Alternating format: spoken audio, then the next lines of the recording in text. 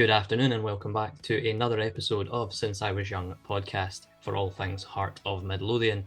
I am delighted to say today I am joined by John. He has stepped into the breaches as a last minute call up due to some unavailability for my friend and co-host Ewan, who's unavailable today, and his absence will be surely felt as for the first time in about 3 years of doing this podcast, the hosting duties have landed at my doorstep. So it will either be a decent effort or a complete disaster, but time will tell as we progress through this afternoon's podcast.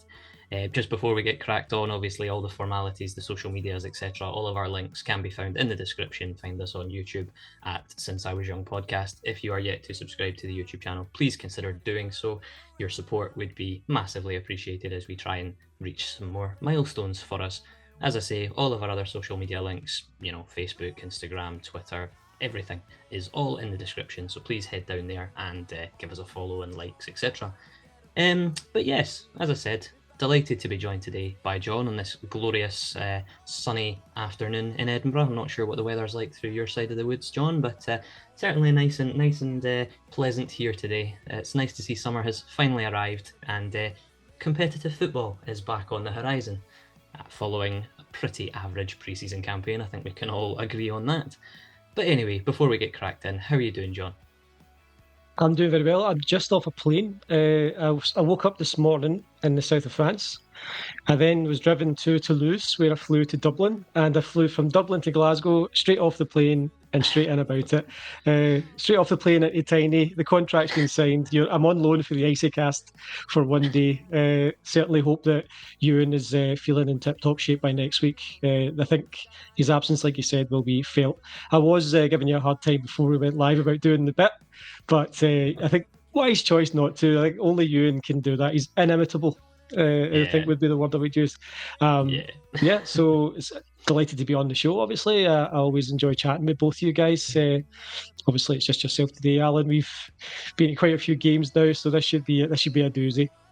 Yeah, definitely. If it's anything like our conversations that we had at the Leyton Orient game, I'm sure we could be here all day, to be quite honest with you. But just obviously a sort of running order of today's events. We're going to have a little bit of a chat about transfer news that's happened over the last few weeks, maybe week or so. With yourself being in the south of France, you might well have been a wee bit kind of alienated from all that, but it's nice to come back to some news. We're also obviously going to give our pre-season thoughts and just where we think the squad is at ahead of the competitive return for the game against Rangers on Saturday, which we will preview prior to ending the episode. But yeah, I'll just kick us off. Some transfer news that happened. Obviously, myself and Ewan did an episode just last week where we spoke about the things that had happened at that point. There was some talk of Malachi Boateng, a tough tackling defensive midfielder coming in from Crystal Palace. Not sure if it's a permanent or a loan. I've heard both being sort of touted, but I think it seems to be a permanent from what the sort of more trusted sources have said. So that could be a very, very interesting move. Certainly somebody that has a bit of ability and obviously knows a bit about Scottish football, having spent time with us previously.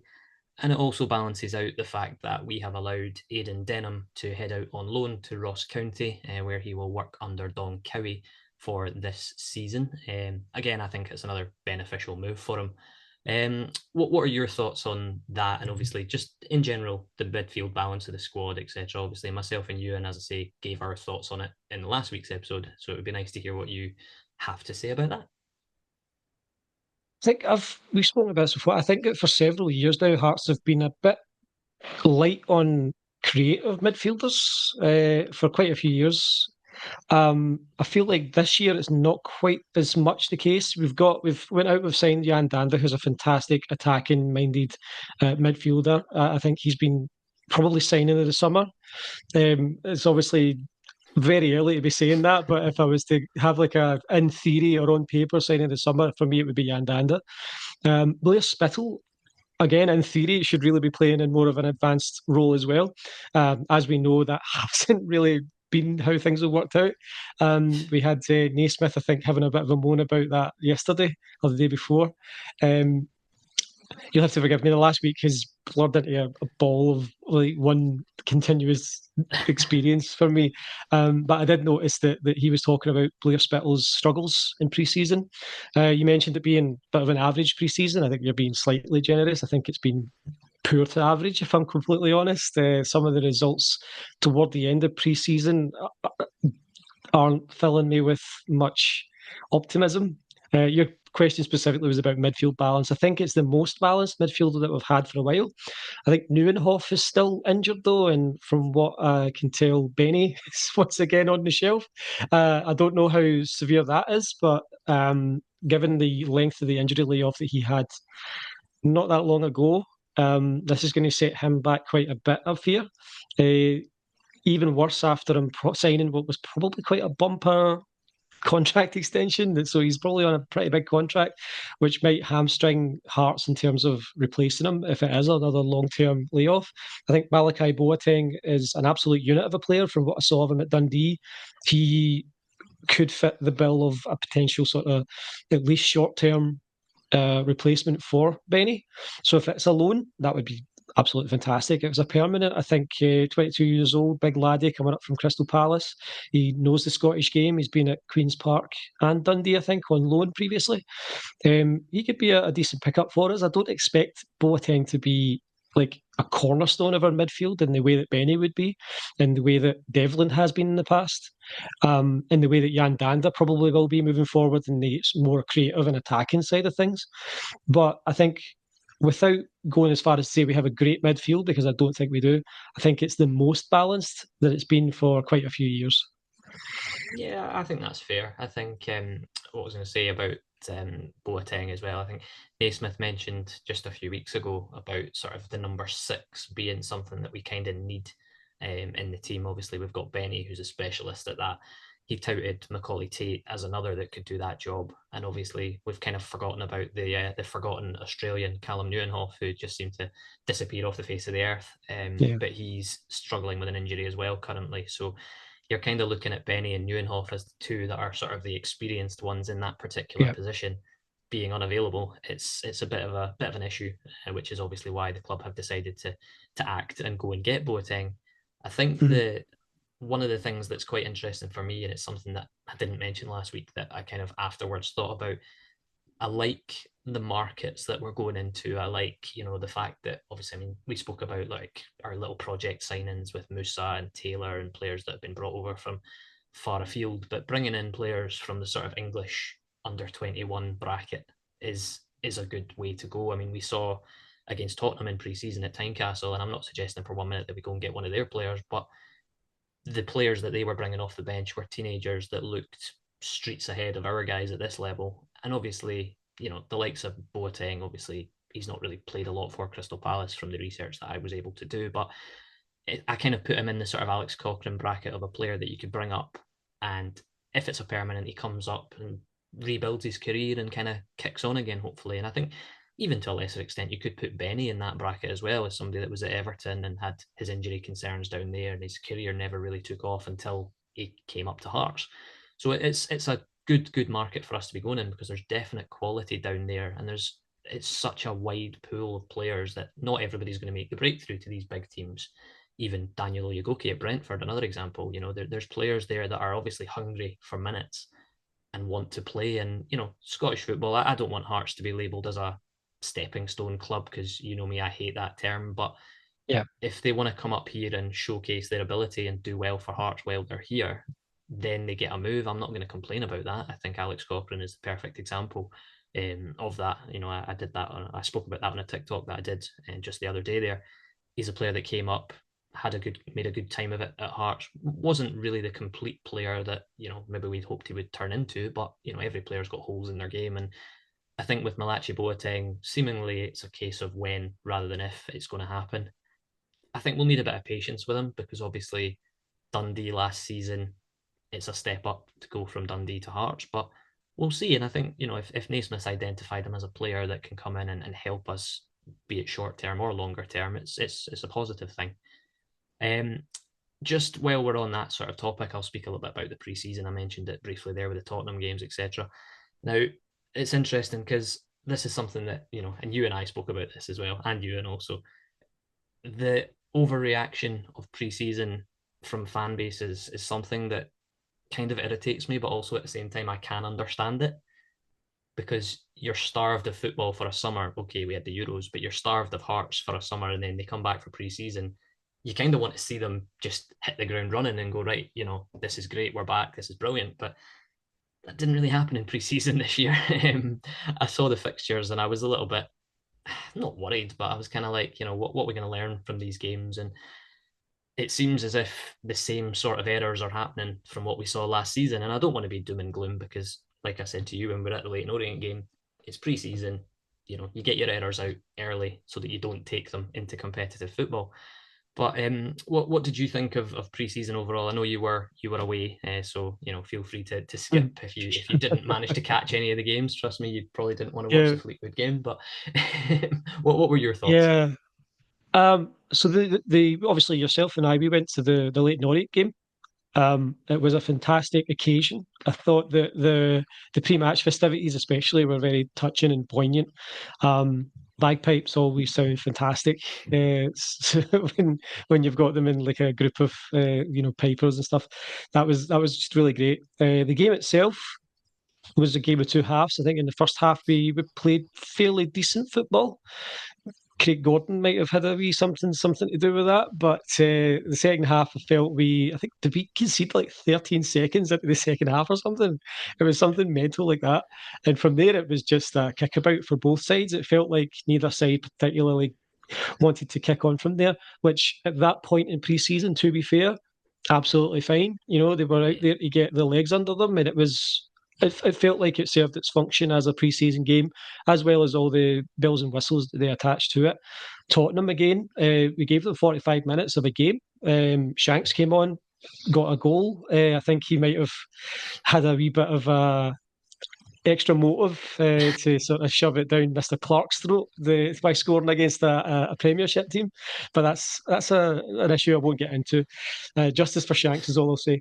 Um, I felt that I felt like the Fleetwood Town result was disappointing. To be honest, I would have wanted, ideally, Hearts by that point in pre-season to be making fewer errors in defence. Like we seem to still have that hole in our game of like our defence is so easily carved apart at times. Like they just seem to switch off as a unit sometimes, and it's terrifying because we're going to be up against a team that's got its back against the wall at the moment, but still a very potent club in Rangers at the weekend, which we'll get into later. Um, like you mentioned this at the Leyton Orient game as well. Like when we were in Spain, why did we not play some fixtures in Spain to really get us into gear? Like it felt like we were on holiday still when we came yeah, back for the pre-season games. I feel like if they had kicked on and gotten a couple of games under the belt while they were in the sunshine of Spain, that would have probably set them. They would have focused them, I think, a hell of a lot more ahead of the games yeah, because we did play lazy football at times. It was like we would give 45 minutes of effort and it would be like, yeah, things are coming together, but then things would just taper away and come apart. And we still are so fragile defensively. I don't feel like Naismith has identified the best positions for some of the new guys, Oyegoke in particular. We saw him play both right back and centre back in the Leyton Orient game. I feel like he looks more comfortable at right centre back, or even in the right side of a three. Um, Blair Spittle has been playing defensive midfield for God knows what reason. It might be a case of having to put square pegs in round holes because of injuries. If they're planning on playing the 4-2-3-1 system, then they're going to need someone alongside Boateng if he does come in. yeah. And that's probably not going to be Danda. You want him playing further ahead, but ideally you would want Spittle playing in a similar kind of position. So I feel like we haven't really identified the best positions for some of the new boys either, which is a concern. If I'm honest, it's Definitely. feels as though we aren't really prepared for the new season, and it's kind of given me slight flashbacks to last year where we were sort of disjointed for the first several weeks of the season. And with Europe on the horizon, that makes me slightly concerned. I don't think that we have much to worry about in the long run. I think that things will work out. They will will carve a niche for each player. And Nazy, I trust Nazy implicitly. As you know, I think he's a fantastic coach and he will figure it out. Will he figure it out in time for Saturday? I have my doubts. I haven't been overly chuffed with pre-season. But then again, there have been many, many examples of teams having absolute crap pre-seasons and then going on runs where they're unbeatable for the first 2 months of the season. So it could just be a case of tinkering around with things and he knows what he's going to do come Saturday and things will fall into place. I hope that happens. I have my doubts, though, that it will. Yeah, I think it's funny. Like I said at the start, like I try to not get too caught up in preseason results, and you sort of Yeah, look more at performances. And of like I course. get that, and you're absolutely right in what you say in terms of square pegs and round holes for availability and injuries, etc. But you know, the frustrating thing for me, and there it is, I've used my favourite word already. We're not even that long in, but the most frustrating thing for me, like you say, is you look at a player like Blair Spittle, and he clearly is a more forward thinking player. And yeah, he's being played in a position that he's not going to be in. I would hope Naismith has learned that lesson is not one to carry forward, because yeah, no, absolutely not. He's just not got that. You know what the answer is, Alan. What's that? Play a 4-4-2. That's it. That's it. I was waiting on that. One thing that I didn't actually mention when we are talking about transfers there, one that got confirmed just today, kind of feeds into my next point about sort of the defensive side of things, because across pre-season we've conceded 11 goals, albeit only I think 5 of them were against Tottenham. I've blanked that Yeah, from my memory as an Arsenal fan. Um, yeah. but Most of yeah, which we came in the second half. yeah, Like true, true, true. it was After pretty Gordon had brutal. gone off, but yeah, it's I you can don't need see. to say anything, Alan. It speaks for itself. Well, we'll leave that one up to the comments, etc. I'll pose that at the end.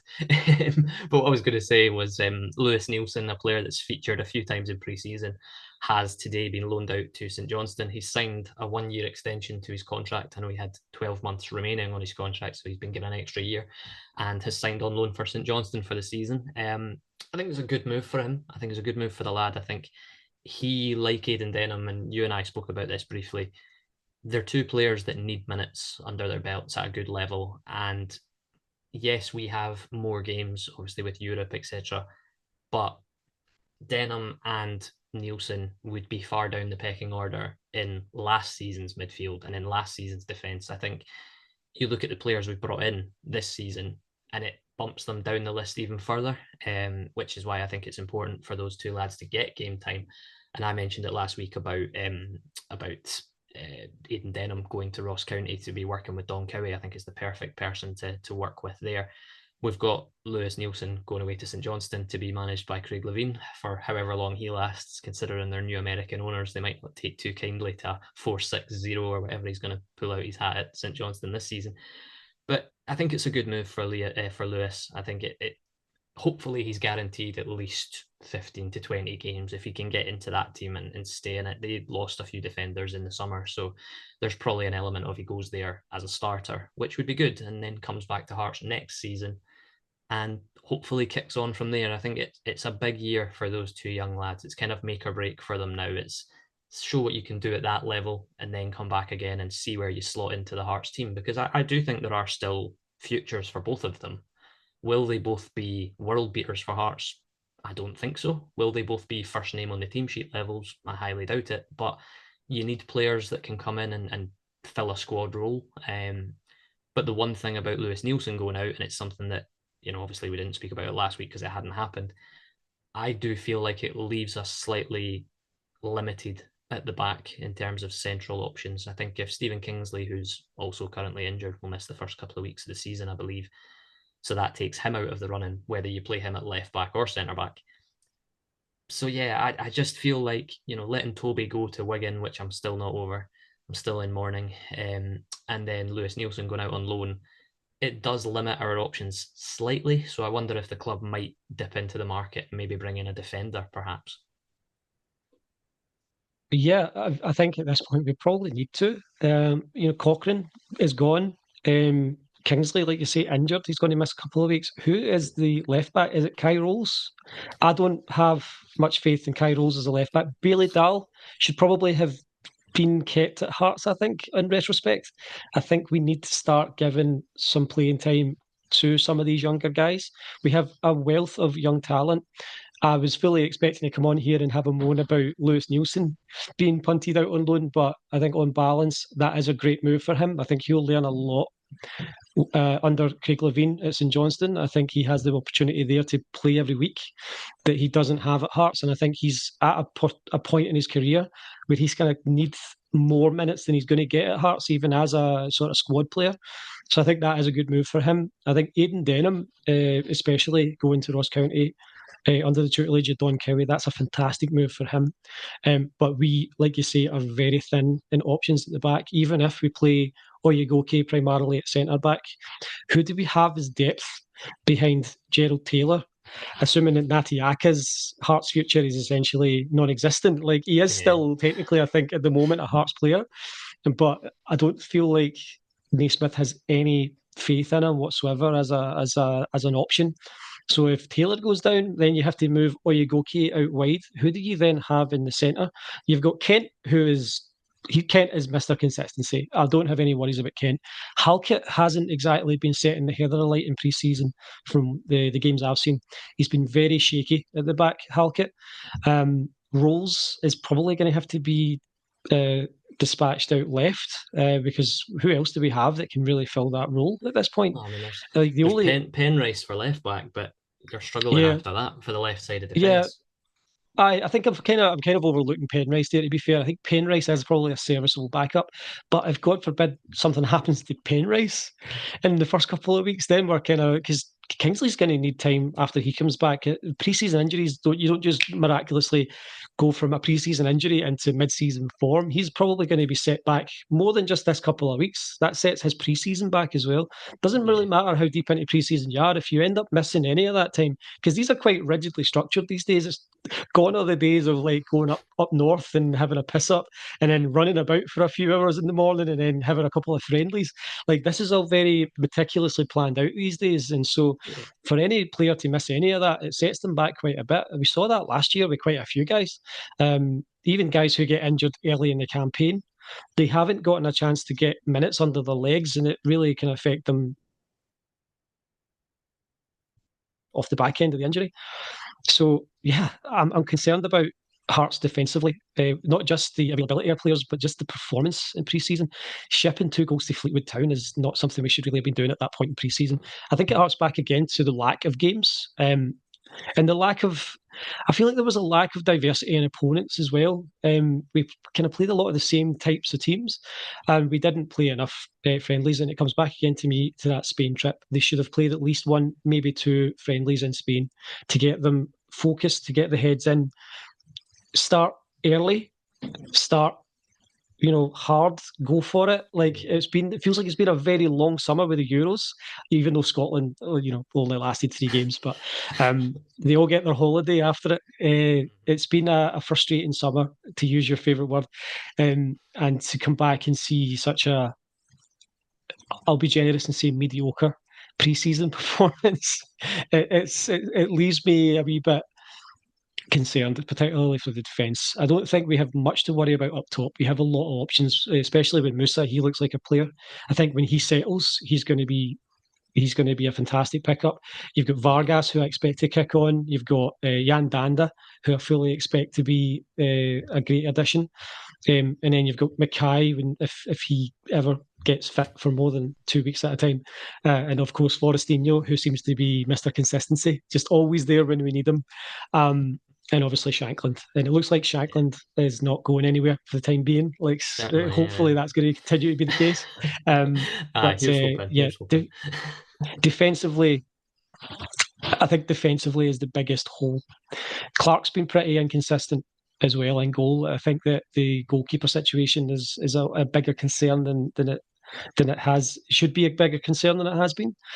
Because if we're relying on 41-year-old Craig Gordon to be Craig Gordon, he's not going to be Craig Gordon forever, and I don't think that he's even seen as being like the number one anymore. I think it's Clark's jersey to lose. But if I'm the manager of Hearts right now, I'm looking at Clark's performances in pre-season and I'm having a think. I certainly don't think Fulton is going to be an option in terms of like.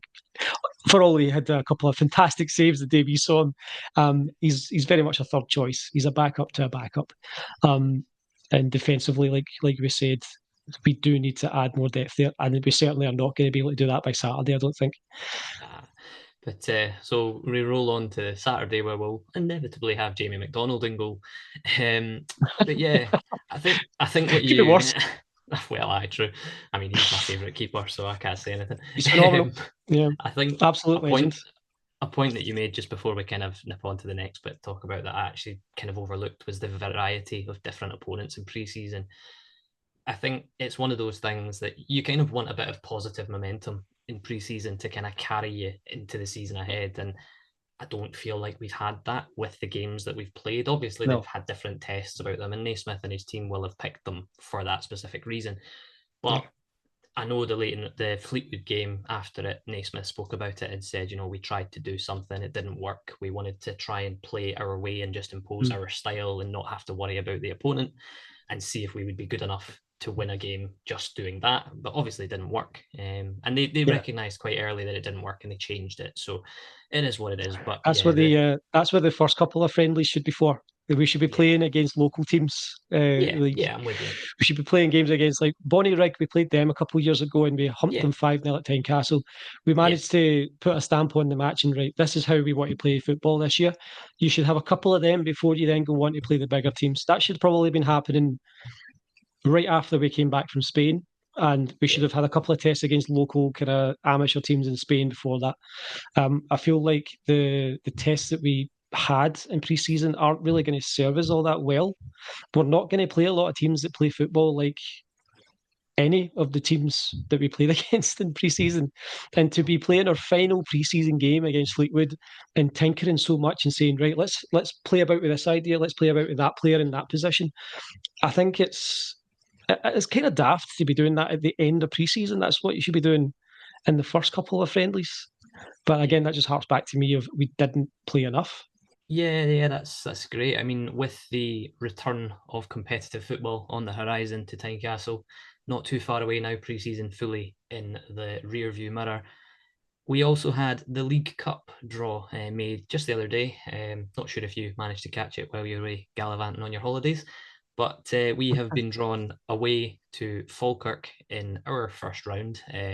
Whilst we were having a mediocre pre-season, our neighbours across the city were being world beaters in a League Cup group stage, which they somehow managed to get out of the group without being seeded, which was hilarious, and has seen them draw Celtic at Parkhead for their rewards. Watch them beat Celtic 3-1 now. Sir David Gray will get a statue if they manage to do that. If he's not got absolutely one already. No chance. No chance. Spoiler: Celtic are going to walk the treble this year. I don't think you'll be far off it, to be fair. Are we going to win something? I would hope so. I think I've said this every year that I've known you, Alan. I just want us to win the League Cup once in my lifetime. I can't even seem to win the League Cup in Football Manager, never mind in real life. We've just got allergies to it, John. You and I, we don't like League Cups. Yeah. That's what it is. No, but yeah, hopefully the start of our trophy-winning campaign will begin away from home against Falkirk in the first round of the Premier Sports Cup. I believe it is sponsored by this year. Which is weird because I thought that Premier Sports had become Viaplay. And because it was the Viaplay Cup last year, after being the Premier Sports Cup prior, I have no idea what's going on, mate. I do not know. I've not got a clue. I don't know if Premier Sports has broken off from it or if it's rebranded back to Premier. Who knows? But regardless, I would have preferred a home draw against a team like Falkirk. I think that Falkirk's going to be a hard place to go. You see so many teams stumble, like Aberdeen, quite frequently at this stage of the campaign, because they get drawn away at really tough teams and really tough stadiums to play at. I think Falkirk is going to be one such example. But I fancy us to get a result against the Falkirk. I think it's been a favourable draw. Yeah, And I think that's one of the perks and benefits that comes with the fantastic season we had last year. We get to be. I think we were seeded, obviously in yeah. the League Cup, so we get an unseeded team. So yeah, very strong draw. It's going to be a tough game, but I certainly trust the guys to be able to get a result against Falkirk. Yeah, I'll echo that. I think it could have been easier. It could have been a lot harder. So Yeah. yeah, I think in terms of draws, we've done relatively well. I'm with you in Hmm. terms of the away game being a potential stumbling block, but obviously last season's away form kind of showed an improvement. So hopefully that continues, and Yeah. we can get beyond the first round of the League Cup in our quest to Yeah. finally Yeah. win a trophy that's eluded us for so long. Yeah. Um, I mean, we had but a seemingly similar situation occur last year later on in the campaign mm, at the time via Play Cup, or no, it was the Scottish Cup, where we had mhm, to play Airdrie away, and a lot of Hearts fans were a bit shaky about going there because obviously we had previous of fucking up at Airdrie. We absolutely trounced them that night though. So hopefully, yeah, like you say, our away form in recent times is under Naismith really has been markedly improved. So it gives me a lot more cause for optimism when it comes to those tough draws because he knows how to get wins in situations like that where previous Hearts managers have struggled quite yeah. mightily. Yeah. I think that's fair. I think with Naismith as well, you can tell the demands are there of we must Yeah, get through these sorts of games. These games can't be yeah. stumbling blocks. They should be games that we There's should be able to win. yeah, there's a discipline about Naismith's Hearts that has been missing for a long time. A discipline of doing a professional job. You don't need to be, prime Brazil to get every result. You have to just get the result, and that's Yeah, something that I think Naismith has drilled into the players and has been very rewarding in yeah, terms of yeah. away form, at least. Yeah, no, I would agree with that. So yeah, as I say, let us know what you think of the draw in the comments. I feel like I should probably throw one of those out there since I haven't done one of those yet. See these hosting duties are so new to me, that I almost forget that it's not just you and I sitting having a Yeah. conversation. But yeah, With to that point, actually, I think there was a poll that you wanted to cover oh yes, there regarding was. pre-season. There was indeed. I posted. See this. This is why I asked you on, John. You just keeping me right. Where are we? Fully professional job here, trying to find what I Yeah. sent to you. So it was on the Since I Was Young podcast Twitter, and it said, "Well then, with pre-season done and dusted, how are you feeling ahead of the return of competitive stuff next weekend?" They had two options. One was concerned, the other was confident. There was a 60-40 split in favour of concerned. Now, I think that echoes quite a bit what we've said on the podcast.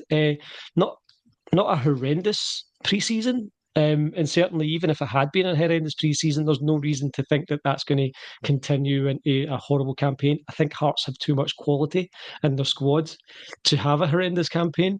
Like, I Yeah, think at worst, we're probably going to finish fourth. yeah. That would be Armageddon for some supporters, let's be honest. Oh I yes. I don't think it would be for me. I think we're going to finish third, personally.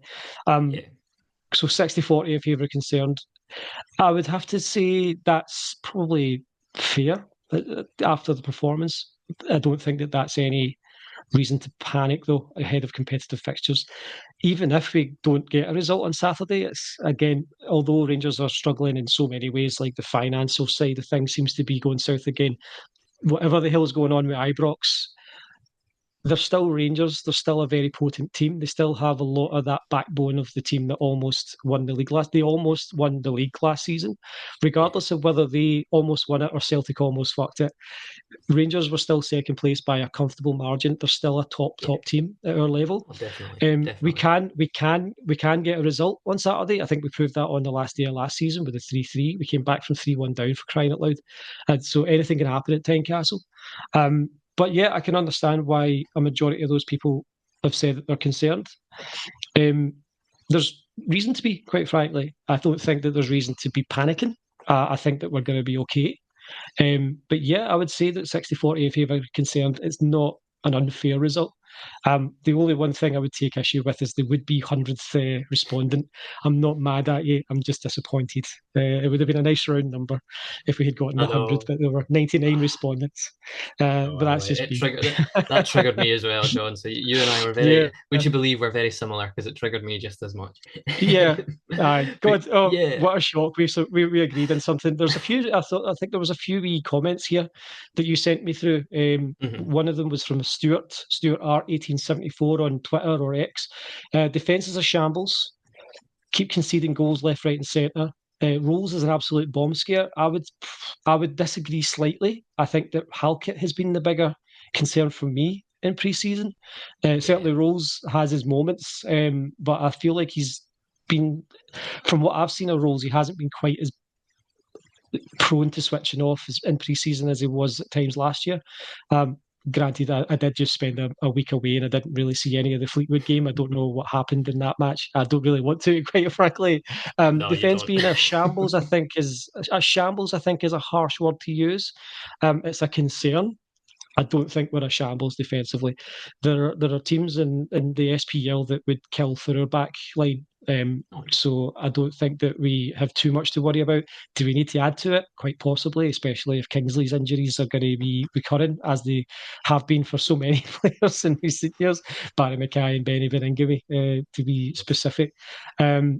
In terms of so it's no midfield except Danda, which I don't think that's a fair comment, to be honest. I think we have a few very talented midfielders. We are obviously we're hoping to get Benny back soon. We're hoping that Neuenhof's going to resurface at some point. If we get Malachi Boateng in, I think that will solve some of our problems.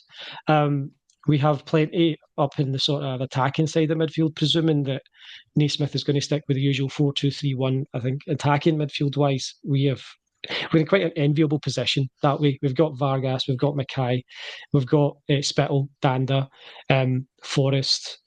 Boyce can play in attacking midfield, and I imagine probably will be deployed there more often than not. You've got the new guys like Musa.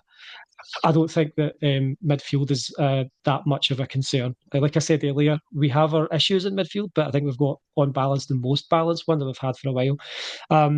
yeah. Not creating enough and now up top. Now up top, I think, is a daft thing to say, quite frankly. We have Boyce, who in pre-season looked fantastic. Um, and I think still is going to, if he can stay healthy, he'll be once again one of our key players. Yeah. As you know, as Liam Boyce goes, so do Hearts. And I've said this before to you, and I think that what we've seen from him in pre-season has borne that out. We're forgetting guys like George Grant as well. Grant looks like an Yeah. improved player. I think I said when I was on last at the end of last season, I publicly apologised to George Grant because I absolutely slaughtered him the year previous. And he came on leaps and bounds last year, and I think will continue to do so. He's a Yeah. very valuable backup player. To say we have nothing up top, to say that we have no creativity, is very unfair. We do still have Lauren Shankland, and we've got Liam Boyce, and I think Musa is going to be a fantastic pickup alongside Vargas, who I expect to improve, and Forrest, who is just Mr. Consistency. So that I Yeah. have to disagree with. What are your thoughts on that comment, Alan? It's funny because I mean I posted that poll up just after the Fleetwood game, so I was Yeah, expecting it to have a lot of negativity around it because yeah, obviously, there was 1,400 Hearts fans that went down to Fleetwood. yeah. They booed the team off at halftime because they weren't happy. Whether you Not like something it you or should be not, doing. booing the team off in pre-season is not something that I would advocate to do, but I can No. understand why fans would do it in that scenario. But it is what it is, and I think that comment in particular was probably one of those that was built out of the frustration Yeah, of that game. I think you're right in terms of midfield. I think we're, like we spoke about it earlier, we're a bit more balanced than we have been. Defensively, we're a wee bit short, but that can mm, easily be addressed. And when we get players back, we should be okay in that area. The yeah, now up top comment is something that it irritates me, but at the same time, I can kind of see where he's come from because obviously we've not spoken about Shankland and the speculation around him in this episode because I'm kind of trying to put a ban on myself from talking about these things because I feel like I could be here all night talking about yeah, it. And Keith Jackson at the Daily Records just being a constant troll. Um, I would use a different word. Yeah, well, yeah, I'm trying to keep it PG. Yeah, But starts with a W. Starts with a fair. W and rhymes with anchor. Fair enough. I'll give you that. Yeah, But yeah, I think the issue I have is behind Shankland, there's not a great deal that I could look at and go, yeah, if something was to happen with Shankland, i.e., he was to leave or he was to get an injury, I look yeah, at the options that we have and I wonder, is there enough there? And I mean, it's almost impossible to replace a striker that scores 30 goals in a season. It is impossible for a club at our level to yeah, do that. So you kind of have to hope that you hit on something else and, your new players come in and contribute, which I hope they will. I think Dan does a big yeah, prospect for that. I think, like you listed them off, Mackay, Boyce, Grant, even, yeah. Vargas, Mm. Tagawa. We're forgetting about Tagawa. If he had his Yeah, shooting and none boots, of us even mentioned we didn't even mention Oda, no, who I was I just about to fully say, anticipate will have a better season as well. I think he's going to kick on and improve. I think yeah, Shankland, if a disaster situation happened, right? Let's say tomorrow we get that a 2.5 million bid from some team down south. We looking at Shankland all summer. We've fancied him for years. If he was to go, I think that would be a situation where we would have to tear up the system and basically start over. We would have yeah, to change the formation, the style of play entirely. I don't think it's going to happen. I think he might be off next summer. I think he's more ambitious, to be honest, than to head across the M8. I think if he does leave next year, it will be elsewhere. It'll be to pastors new. Previously, I had feared that if we didn't lock him up, that he would end up at Rangers inevitably. But I don't think that's an inevitability in any way, shape, or form anymore. I don't think Rangers can afford him. I don't think he would fit Rangers' system, whatever Rangers' system is going to be moving forward. I think he is an ambitious player, and if he does leave Hearts, he's going to leave Hearts for a step up. Not just a step across the M8, but a step up, English Championship or something thereabouts. yeah. Um, That's I fair. think That's fair. it's yeah. I think it's just something we don't need to worry about. Quite frankly, I don't think he's going anywhere this season, Yeah, I mean, and I I'm don't not. think it's I don't think it's a done deal that he's not going to re-sign either. I think he might still stick around. It depends on how things go this year. We've seen them Yeah, talking in the media about how much he's excited to see Gerald Taylor and he's excited by He's excited by the new arrivals. He seems to really enjoy being part of this group in a way that hasn't been the case in either of his first two seasons. In both of his first two seasons, I think any Hearts fan would agree were rather successful campaigns.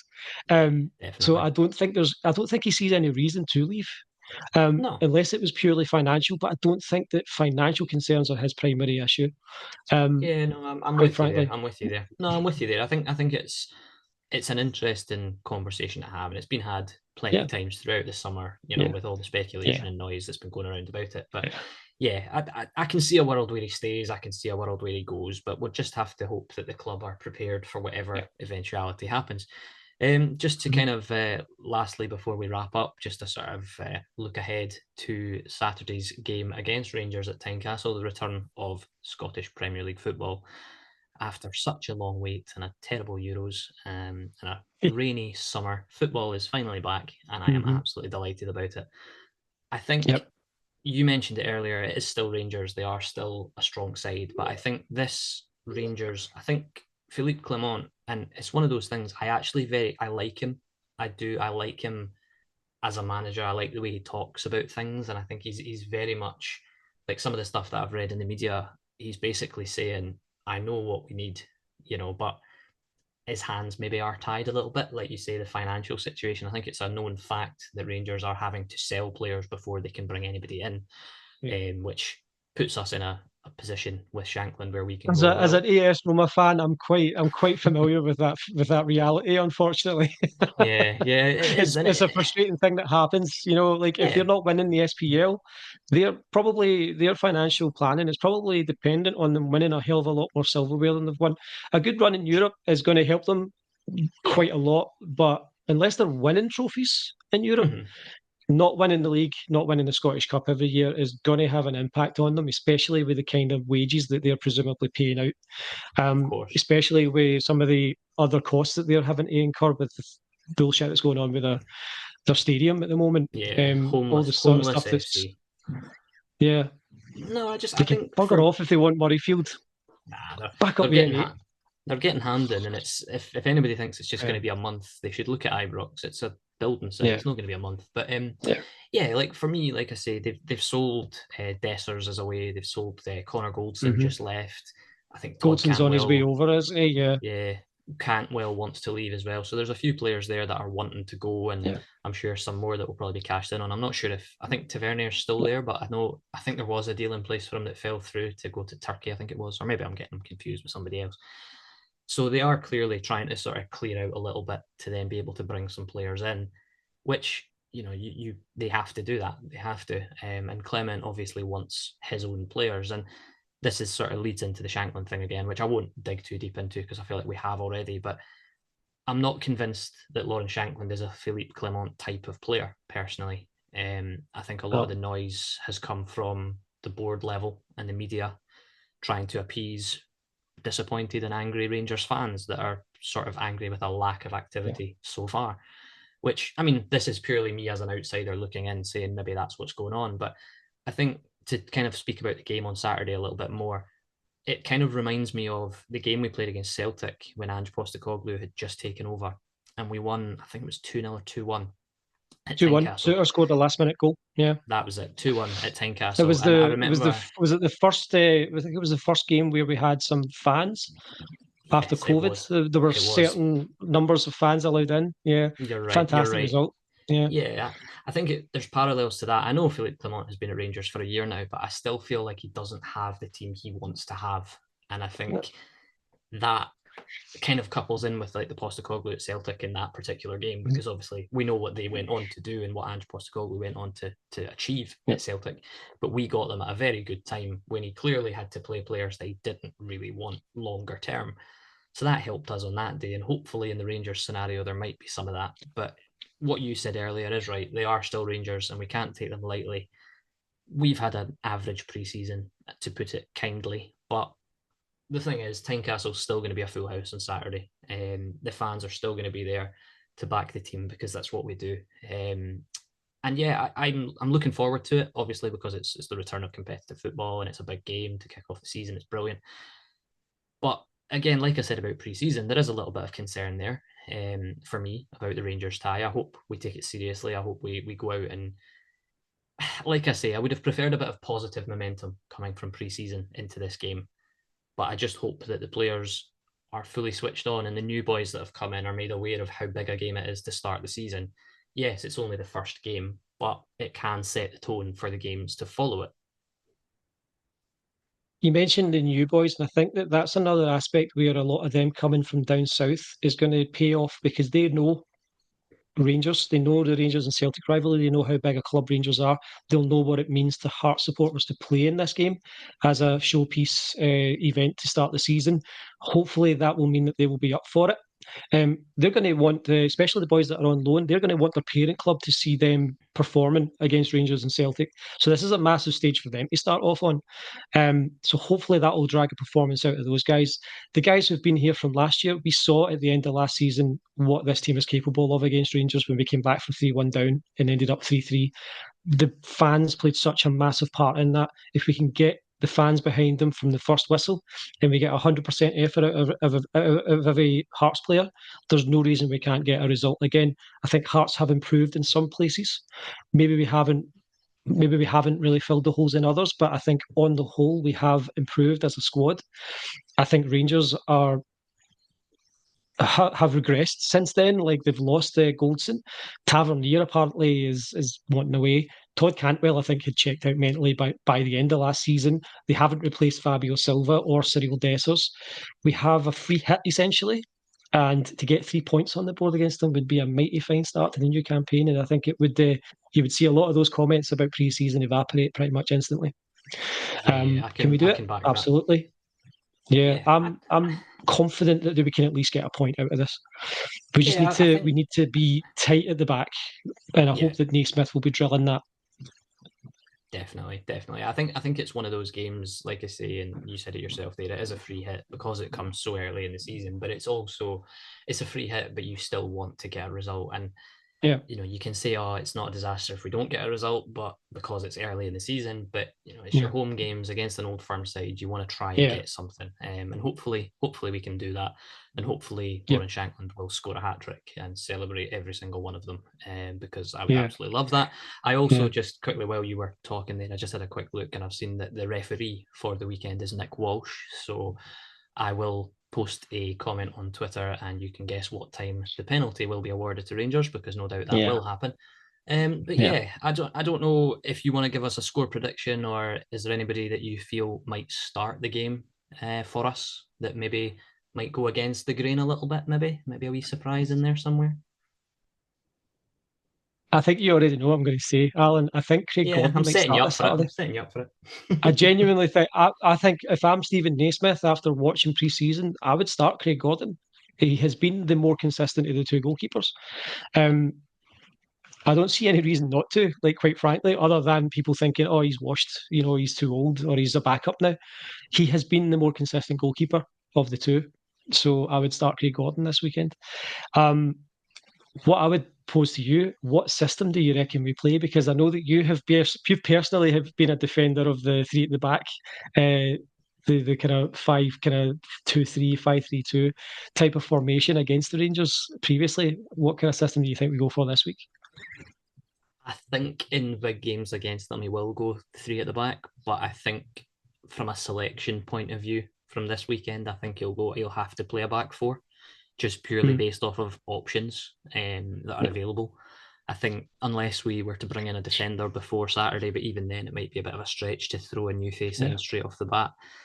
I reckon, and I spoke about this before, I reckon we'll go back four. I think Penrice is a left back and he's a perfectly serviceable one, but there is an element of a gamble there because he had surgery at the end of last season. So his preseason hasn't really he's not had a full preseason because he's been yeah, recovering from that. So you don't know where his fitness levels are at. So there could be, I mean, I don't even know, but you could end up seeing somebody playing at left back that isn't normally there. I'm sure he said Kai Rolls can play left back. We know that. yeah, Whether he would or yeah, not, I don't know. We might see Kai Rolls at left back with Kent and Oyegoki in centre back. You just don't know. But yeah, having options and having versatile options makes it a lot easier to kind of say, right, well, if we need to, we could shift Kai Rolls to left back. He's not the best there, but we do yeah, have other options that can come in and do it.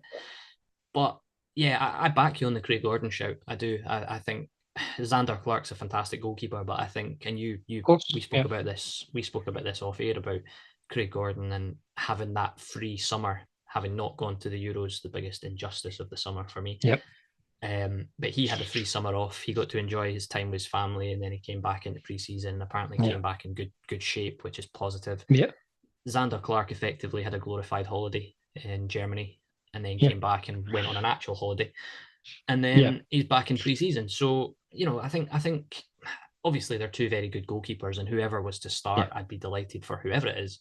But yeah, my preference would be Gordon as well. I'm sure there's people out there yeah, that would say Xander Clark's the better goalkeeper, and to each their own. But yeah, it's there's going to be a lot of interesting ones to talk about because even going further forward, you talk about like playing a 4-2-3-1. Is he going to play Vargas off the wing again? I don't think that's where Vargas should be played anymore. I think Vargas is a striker through the middle in a pair with Shankland, or do you play Shankland as mm, the 10? I'm not advocating that at all, but it is an option. And again, that's what I'm talking about, versatile options and being able yeah, to kind of change things. And it's funny because, like, before I sort of give my score prediction and ask for yours, I think I've seen a lot of people outside of Hearts, like different clubs fans, saying Hearts are in a good position to really try and push something this season if they start well and if they get it right. And I've always mhm, said, it's not about how you start, it's about how you carry on, how you finish the season. yeah, The first half of our season is going to be incredibly hectic with Europe up until Christmas. We're going to have yeah, midweek weekend. It's going to be how we juggle that and how we balance that. And I said this to you in last week, if we can get to Christmas time and we're maybe fourth or fifth, but only, I don't know, 5 or 6 points behind third place, I'll be happy with that. Because after Europe, I feel we've got a squad that's capable of going and motoring and doing what we did last season and finishing third. mhm, But yeah, going back to Saturday, I just want us to have a go at Rangers. And I know I say it every week when we speak about games against big teams. I don't want us to be timid. I don't want us to be playing within ourselves, and I don't think Naismith will allow that, especially for the first game week of the season. I think there will be an element of rustiness because there has to be from both sides, but it is a On both competitive sides, absolutely. yeah, it's a competitive fixture. Both Yeah. teams should be looking to win it. So hopefully it makes for a good game of football. Yeah. My score prediction from my end, I'm going to go for a 1-1 draw, I think. Yeah, I feel a 1-1 draw. I know I said Shanklin to score a hat trick, but maybe that's just in my dream. I'll go for a 1-1 draw. Yeah. Do we talk about how scatty Hearts have been in pre-season, and it's worth, I think, mentioning that Rangers have had a pretty abysmal pre-season. The results Yeah, over in the States were terrible. They were not at the races for much of the summer. So if we're going off a pre-season form, we're not any worse than they are. Um, fair. it's going to be it's going to be a very interesting game on Saturday. I haven't felt this at a loss about a game against the old firm since probably the semi-final against Celtic in 2012, when I was just like, you know what, anything could happen today. We could go out there and get hammered 4-0, as would be expected. We could go out there and beat them 2 or 3-0. It's one of those where it's like, um, I'm feeling, I'm feeling like Hearts are going to win it. Fair enough. 2-1 Got a score is my 2-1. prescription. Yeah, my Nice. prediction is 2-1. I believe we will win that. Is my prediction. Could be very wrong. We could get hammered. We could get absolutely scudded, and It it is. would not be unexpected, because it's still Rangers. I just feel Yeah, like Rangers form in pre-season, everything that's going on with them. We don't know who's going to be on their books come Saturday. There's still several days to go. Goldson could be gone.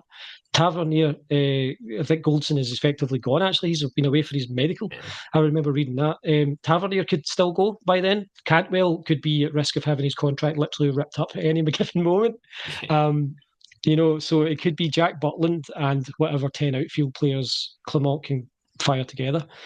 They don't have much of a strike force, so I'm not all that scared of them taking advantage of our shambles of a defence, to quote the commenter previously. Yeah, I think Hearts can take this one. I think 2-1, and I believe Gordon will start.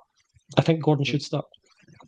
perfect. Well, If you want me, hopefully, oh, yeah, if I were to get into system, I would say it's probably going to be a 4-5-1 four yeah, three one two type system, depending on the flow of the game. I think you're right about Vargas. I think he would probably work better off of Shankland as a second strike option. I think Danda through the middle is the 10.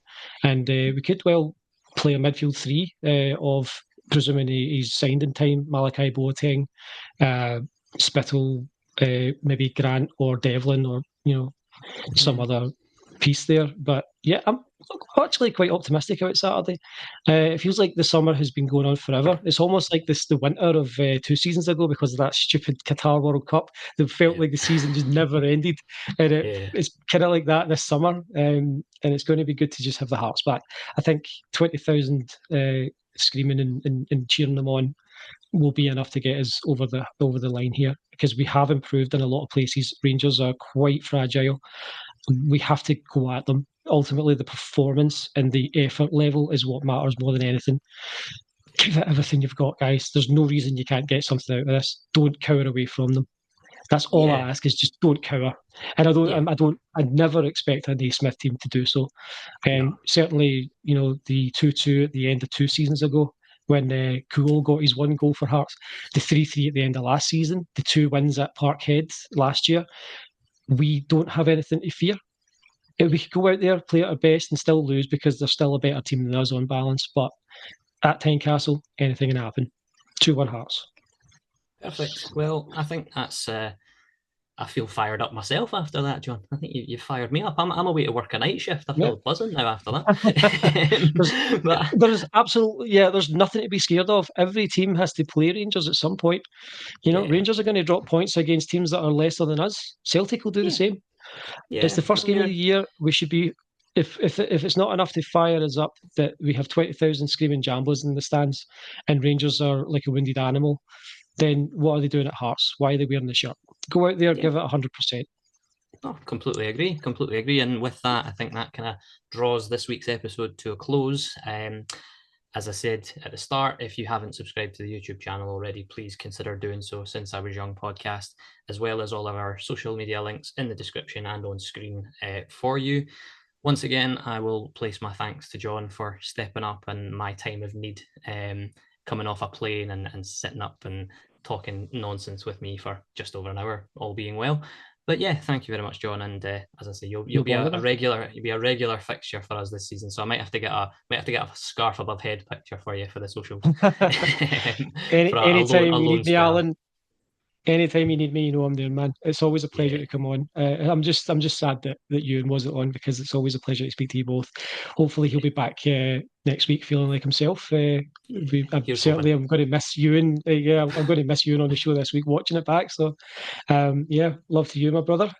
Again, thanks for having me on. Did you want to do the quiz question? I've got a quick quiz question that's Rangers related.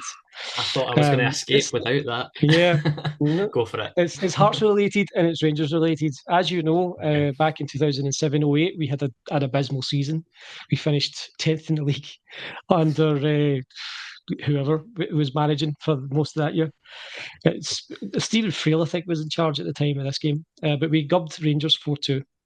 And quick anecdote, I went round to a grocery shop that no longer exists around the corner from where I live, out here in Sunny Bells Hill in North Lanarkshire. I'm a Ouija bastard that happens to be a jambo for reasons that we don't have time to get into. And I remember an old guy rolled down his window, and I think he must have been a Celtic man because he was in great mood. And I was wearing the 2006-2007 Hummel shirt with the chevrons, and That's he shouts, "Mate, have you seen the score?" And I looked around like, "What?" And he's like, "Have you seen the score in the Hearts game?" And I was like, "No, I'm trying to avoid it." And he was like, "These are gubbing Rangers." I think he said 4-0, which wouldn't have been accurate because they scored after we had been 2-0 up. But we ended up winning 4-2. And your question that's Rangers related is, at 2-0, Rangers, of course, got a penalty because, of course, they did. Who scored it? Jesus, John. Rangers 2006. Fucking hell. So it's the 2007-2008 season. We beat them 4-2. We went 2-0 up. Andy Driver scored the first goal. An absolute beezer. He smashed in off the post. We then went 2-0 up. And I think 49 minutes, they got a penalty. And they scored it to make it 2-1. And that's your question is, who scored the Rangers penalty to get them back into the game? I think at that time, would it have been Stephen Naismith? Was he at Rangers then? It was not Stephen Naismith. Stephen Naismith was an unused sub that day. If your Naisy had been on, they would have beat us 5-4. Let's be honest. Fair enough. Because he is that good. I don't have another guess, John. You're going to have to put me out of my misery. Are you wanting to put it to the Twitter, or will I just fire away? Will we take old Yeller around the back of the barn? It was Daniel Cousin, your favourite cousin. That big French hoodie that wasn't very good. Yeah. Aye. One of the only things he did was score a penalty in a game where they got routed by one of the worst Hearts teams that I've ever seen. Nice jersey that year. The shirt was lovely, but the team was honking. Fair enough. Well, if anybody else got that before I inevitably failed, well done. I wonder if Ewan got the answer. I'll maybe ask him. Yeah. I'll ask him to pause it before we give the answer and see if he gets it. But anyway, I'll leave it there for now. Again, thank you very much for joining me, John, and for you all for listening. As I say, we are also live on Spotify now, so keep an eye out, or an ear out, should I say, for that. It'll be up at some point this week prior to kick-off on Saturday. Hope you're all going to have a good one, and football's back. Happy days. Bye for now. Bye, thanks.